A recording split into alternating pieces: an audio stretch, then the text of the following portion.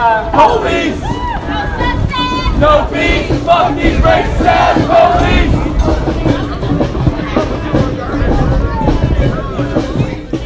Cancel culture is a very controversial topic with good arguments from both sides. On the one hand, so I believe in abolition, as in abolishing the police and abolishing prisons. And when you think about it, prisons are like the ultimate form of cancel culture, right? Because someone does something bad, and then they're punished and canceled in so many ways. Like they're not allowed to vote. It's harder to get jobs once they're out.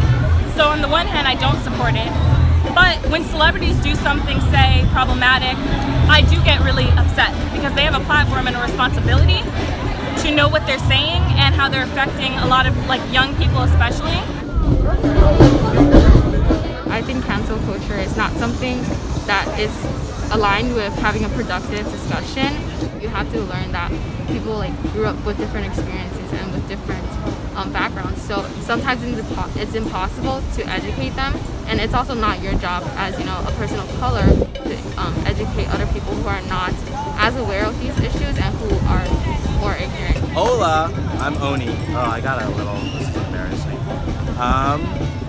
I guess I'm talking about cancel culture. So I've actually done some study on psychology, and one of the biggest things I've learned is one of the worst ways to change human behavior is through guilt and shame. So talking about cancel culture, I mean, I think as a culture, it's generally pretty toxic, right? Now, when I say toxic, meaning that it's not beneficial and doesn't help people grow, right? And I know some of the arguments are the idea of holding people accountable, but I think when you talk about non-judgment and then you say, well, I'm going to judge this person because I understand what they're saying, you're actually being kind of hypocritical. It's really silly to try and hold someone accountable without building a dialogue.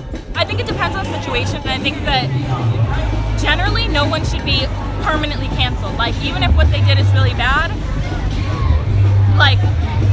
hopefully they can change and they can move forward and grow and come out better, rather than if everybody stops talking to someone because they did something negative, they're not going to really grow and change a lot. But I do understand people having anger, and I understand people wanting to say, oh, I'm going to cancel that person, like Kanye. I don't like him. So I do understand that mentality.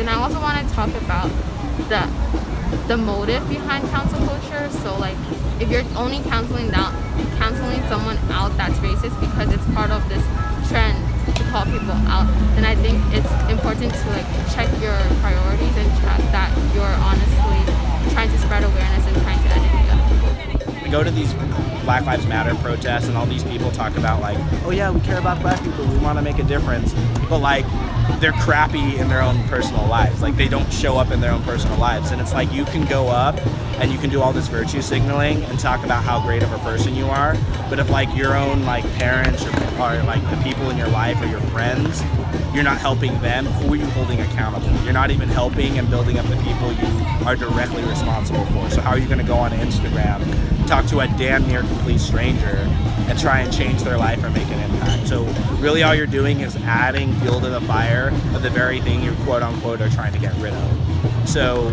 to me, I feel any participation in cancel culture is part of the problem.